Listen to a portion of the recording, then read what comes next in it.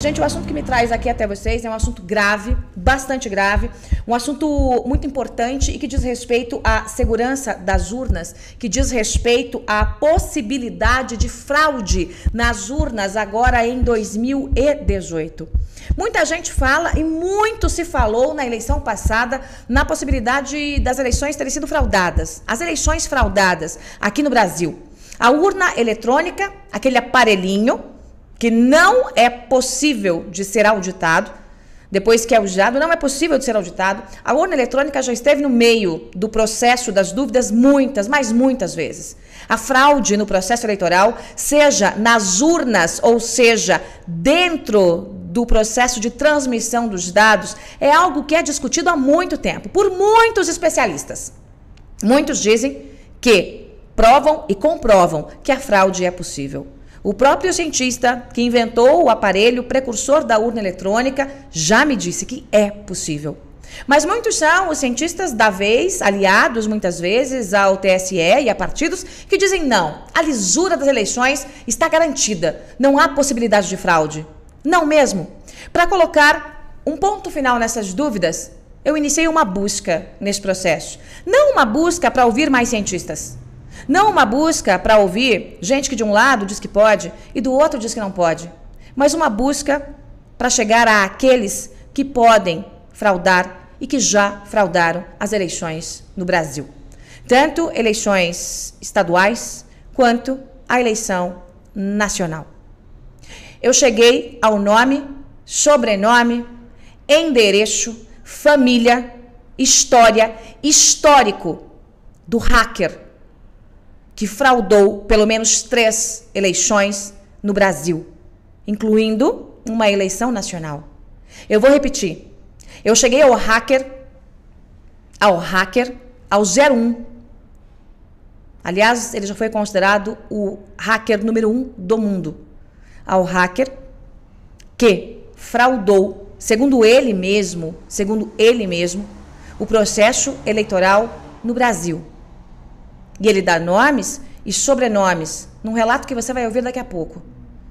De quem estaria por trás de tudo isso. De quem bancou a conta, claro que com o nosso dinheiro. Eu vou te dar alguns dados antes de colocar essa gravação no ar, que você vai ouvir. E você vai entender como é que funciona o processo. Antes de mais nada, eu já aviso aos desavisados que tais informações não estão só em minhas mãos. Claro, eu não sou idiota e nem vou me transformar em arquivo vivo. Tais informações, assim como aquelas que eu já havia passado para vocês, das negociatas dos 600 milhões, estão em mãos de outras pessoas mais capazes, mais protegidas do que eu no processo de investigação. Então, um aviso aos desavisados. Não adianta ameaçar, não adianta vir para cima, não adianta querer me transformar em arquivo, porque mais gente sabe. E aqui eu lanço um desafio às autoridades. Querem o nome completo? O sobrenome? Querem trazer para o país? Porque nesse momento ele não está no país. Nesse momento ele não está no país. Querem trazer para o país? Querem investigar? Ou querem que eu investigue? Assim que eleita deputada federal pelo estado de São Paulo. Uma CPI de verdade, para botar gente de verdade na cadeia, gente grande, peixe grande de verdade.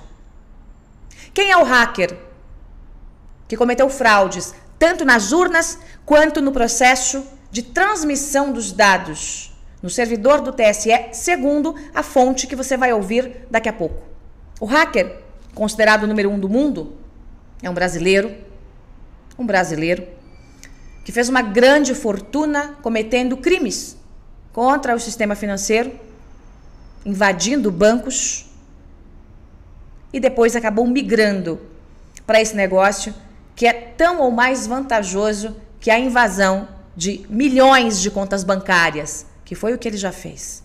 Ele já foi preso, tem passagem pela polícia mais de uma vez. A prisão que levou esse hacker para a cadeia foi porque ele causou um desfalque milionário. Coloca milhão em cima de milhão. Dinheiro tirado de contas bancárias sem que ninguém percebesse. Um pouquinho de cada uma, um pouquinho de cada uma, até cometer um desfalque milionário. Milionário. Coloque aí vários prêmios de loteria, de Mega Sena acumulados.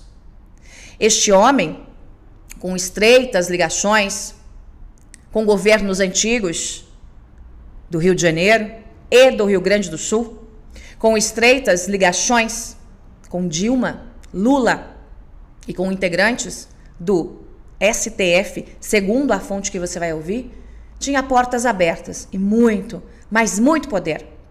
O negócio desse homem, que eu repito, tem o nome e sobrenome, paradeiro da família, onde se hospedou nas últimas vezes, por onde passou, com quem conversou e quanto tinha dentro de uma mala de academia da marca Nike em dólares. Essas informações todas estão em minhas mãos.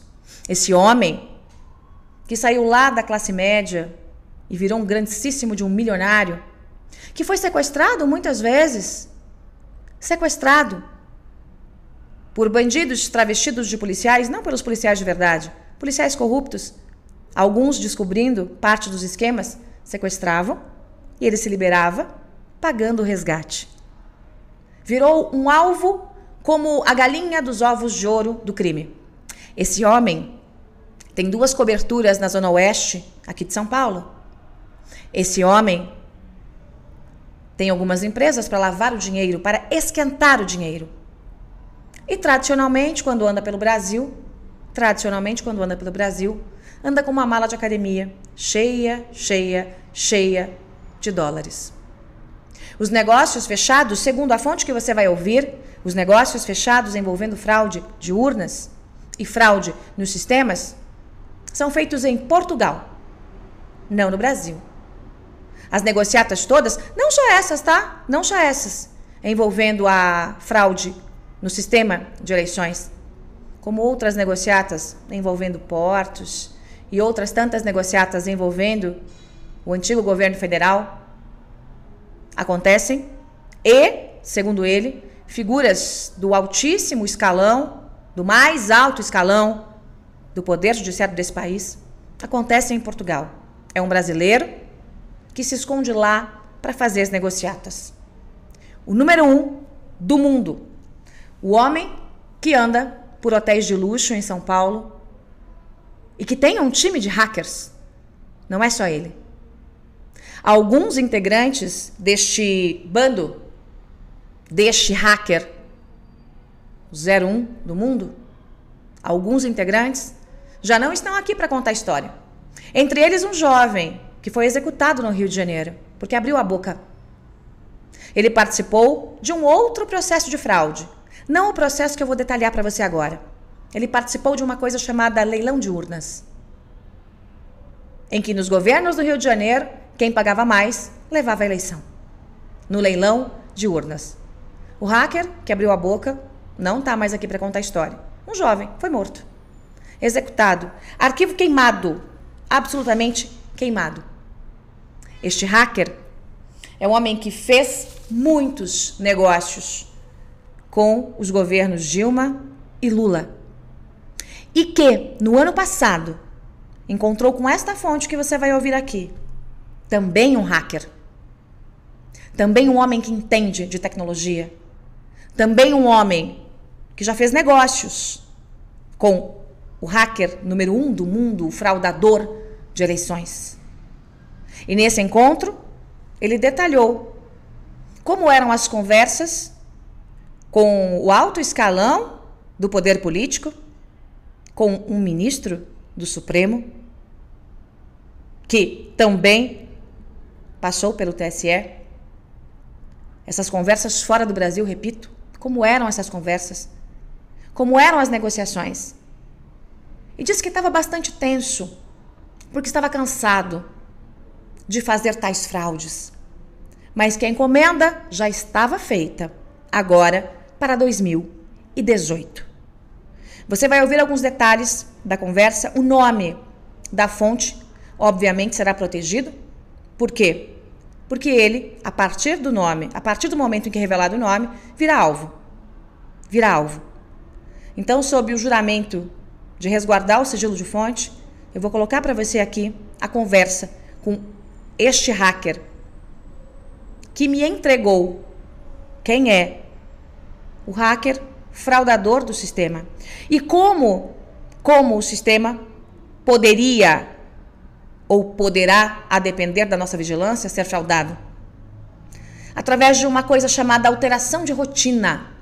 Para você que não é do meio de TI, como eu não sou, e pedi para que me explicasse o que é alteração de rotina, é uma espécie de um programinha colocado no servidor do TSE, que pode fazer qualquer coisa, absolutamente qualquer coisa, desde que a porta seja aberta de dentro para fora, desde que alguém dentro da corte abra essa porta. O nome do hacker número 1 do mundo também será mantido aqui sob sigilo. Para as autoridades está disponível. Por quê? Porque também, a partir do momento em que o nome está exposto, ele torna-se um alvo. Eu vou colocar para você um trecho de uma longa conversa que eu tive em relação a esse assunto. Preste atenção nos detalhes que ele conta em relação ao processo, como a fraude pode ser feita, qual é a vulnerabilidade, o que o hacker que garante que fez a fraude fez, com quem ele conversou, qual seria o esquema para essa eleição. Preste bem atenção. E depois eu vou trazer para você quais são as possibilidades de nós nos protegermos nessa eleição, em que todo o povo de bem quer um presidente fora desses esquemas, inclusive desses de compra de urna, em que todos os bandidos, crápulas ligados às fraudes estão com o crime organizado e contra o Jair Messias Bolsonaro. Preste atenção no que diz o hacker que entregou o número 1 do mundo, segundo minha fonte, o fraudador do sistema eleitoral. Em 2017, tive uma reunião com essa pessoa para tratar de um assunto comercial, de uma venda de um empreendimento, procurando investidores, que ele fazia uma fraude bancária, que tinha sido preso em outro tempo, 2005, e depois conheceu, com o passar do tempo, ele conheceu um pessoal do PT, conheceu o pessoal do Lula, da Dilma, uma pessoa do STF, lá que é ministro. Isso são palavras dele, né? Isso que ele passou para mim. E nessa conversa, a gente marcou uma outra reunião para tratar desse negócio e ficou muito superficial, né? Assim, naquele primeiro, me despertou a curiosidade. Na segunda vez eu conversei com ele e aí que ele pegou e explicou como que funcionava.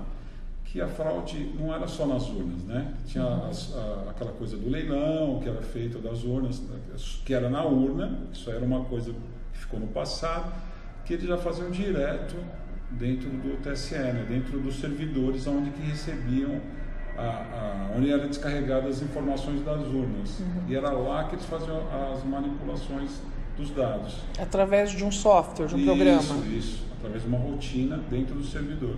Então é isso, e que ele tinha um contato, né, frequente com esse senhor aí.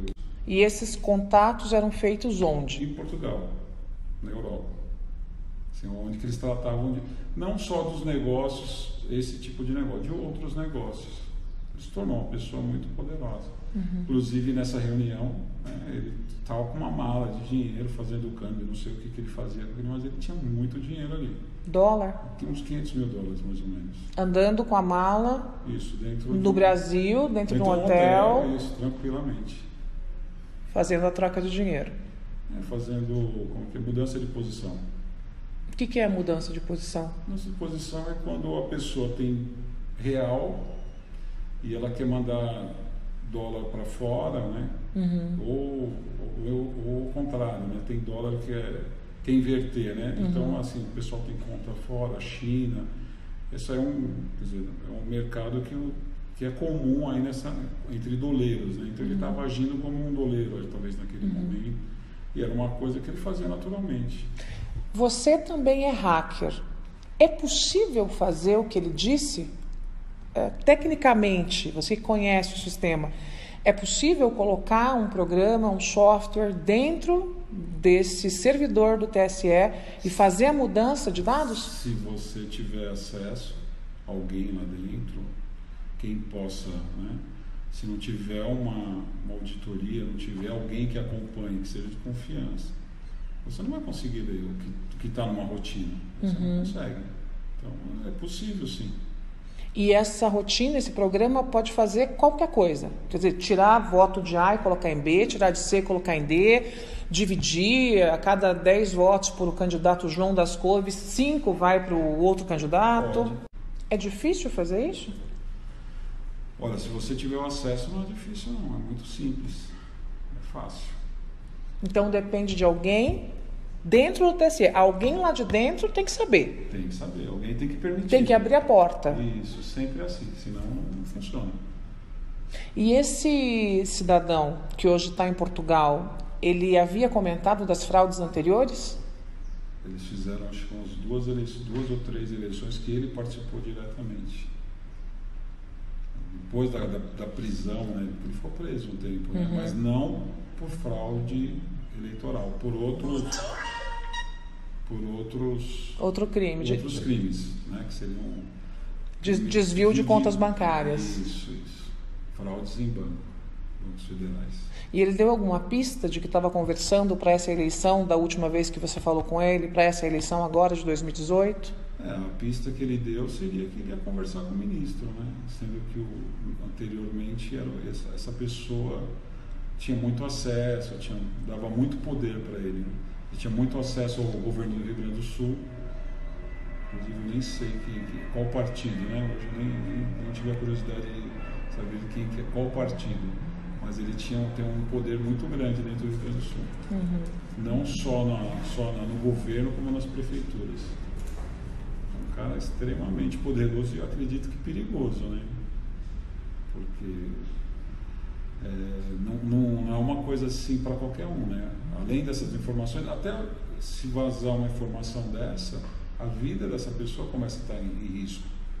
De quem estiver próximo, né? Eles são muito organizados. São organizados demais. Agora, ele mora em Portugal, mas tem negócios no Brasil. Ele mora no Brasil, mas sempre está em Portugal. Os negócios, a maioria dos negócios, transações, isso são tudo que eu estou te passando são informações que ele passou, que ele conversou. E esse amigo aí, esse meu amigo que estava presente, comentou. Mas eles são muito fechados, né? São muito... Eu acho que se expor essa pessoa, pode ser que a vida dele, da família dele, entre em risco aí. O pessoal pode... Eu acho muito difícil alguém, né, que tem essa informação, eles deixarem esse cara vivo por aí, para alguém prender, para a Polícia Federal, sei lá, Interpol, quem seja. Tem muita gente que vai correr atrás dele. Ou ele vai sumir, né? Ele vai desaparecer, isso vai ser difícil, mas o cara tem família, mas eu acho que é muito perigoso. Para ele, né? Para ele e para quem divulgar também, isso aí é uma coisa que... assim, é muito fechado, assim, tem que ser alguém muito poderoso para fazer isso, tem que ter muito poder. Não dá para ser qualquer um. As urnas, tudo bem, que os caras conseguem ali, que nem fizeram no Rio de Janeiro, até mataram um menino lá, um hacker, né, que trabalhou nesses leilões de urna aí, mas lá no servidor mesmo, onde vão ser recepcionados, aí já tem que ser alguém que tem muito poder. Muito. E esse hacker, ele é extremamente qualificado, pelo que você me diz, né? É um cara ele foi, acho que o hacker número 1 aí, durante um tempo aí, no mundo dos hackers, né? Ele foi, inclusive segundo ele, depois de muito tempo, ele foi sequestrado umas 5 vezes aí por policiais corruptos, né? Que tomavam o dinheiro dele o tempo todo, né? Inclusive hoje ele tem, ele esquentou o dinheiro dele, né? Então ele tem alguns empreendimentos no Brasil para lavar o dinheiro. Isso, ele é só uma peça, né? Na verdade, quem faz tudo isso não é ele, né? Quem faz tudo isso são essas pessoas poderosas. Aí ele é só uma ferramenta. Ele é só um cara que, vamos falar, que ele é o consultor da situação. Ele vai explicar como que faz. O né? consultor da fraude. Da fraude. Né? Agora, quem faz todo o negócio, quem autoriza é quem está no poder aí, há não sei quantos anos aí que estão brincando aí com a gente, né? Esse tipo de mexida dentro do servidor, né, para que se faça esse tipo de fraude, tem que ser feito muito próximo da eleição. Não é algo que você faz com um tempo muito anterior, né? Você tem que fazer assim, na véspera, muito próximo, porque senão fica exposto, né? Se for fazer uma auditoria, alguma coisa. Agora, a gente não sabe, a gente não pode afirmar que eles vão fazer agora, que vai ser feito primeiro turno, segundo turno, como que eles vão agir. Mas que a intenção existe, que eles são muito tranquilos quanto a isso. Então, eles fazem toda essa manipulação, segundo ele, né? Nas pesquisas, vão ajustando as coisas. Que é o que estão fazendo com o Haddad agora. O cara saiu de 5 para 22. Com certeza. Assim, sem explicação nenhuma. Quer dizer, estão preparando um caminho. É isso, eles preparam um caminho e eles vão fazer de novo. Bom, vamos lá, gente. Vamos lá colocar aqui alguns pontos em seus devidos lugares, tá? Algumas pessoas me dizem o seguinte aqui pelo chat, pelo YouTube. Não há como fazer a manipulação porque as urnas não têm internet. Não, minha gente. Prestem bem atenção. O que este hacker, ou cracker, como prefiram, está dizendo é que, segundo a pessoa que fez parte de um grupo, o primeiro, o 01, o cracker 01 do mundo, essa fraude seria feita no servidor do TSE e não na urna eletrônica. O processo de urna eletrônica, a fraude de urna eletrônica é absolutamente possível. Só que aí os softwares já teriam que sair, as urnas já sairiam com o software mexido e, portanto, não teria mais o que fazer. O que eu estou alertando para vocês é que, segundo este cracker ou hacker, o processo agora, depois que houve a descoberta do caso do leilão das urnas no Rio de Janeiro, o processo passou a ser feito, segundo ele, direto no servidor do TSE. Momentos antes do corte da internet, no próprio sistema. Uma rotina diferente implantada naquele sistema, que faz qualquer coisa. Faz qualquer coisa, desde que haja uma programação. Transfere votos. A cada 10 votos para A, B ou C, passa 3 ou 4 para A, B ou C. E isso, segundo este hacker que eu ouvi, é algo absolutamente simples. Simples de ser feito. O que é que precisa? Que alguém do TSE abra a porta. Lembre-se, minha gente, vamos juntar Lé com Cré aqui, da força hercúlea que foi feita para que não tivéssemos o voto impresso nessas eleições. Lembre-se que há dezenas, quiçá centenas de pessoas entendidas que dizem sim, é possível fraudar. E lembre-se que nós estamos à beira da eleição mais importante da história do país. Então, se há risco de fraude, por menor que ela seja, se há um ano esse cracker disse que estava conversando para fraudar as eleições e que estava chateado porque era muito trabalho para pouco dinheiro, era muito trabalho para poucos milhões. Se há qualquer risco, todos nós temos que ficar em alerta máximo. Por quê? Por quê? Porque todos nós sabemos que esse sistema todo, os partidões que integram esse sistema sujo, todos eles só têm um desejo: que Jair Messias Bolsonaro não vença a eleição.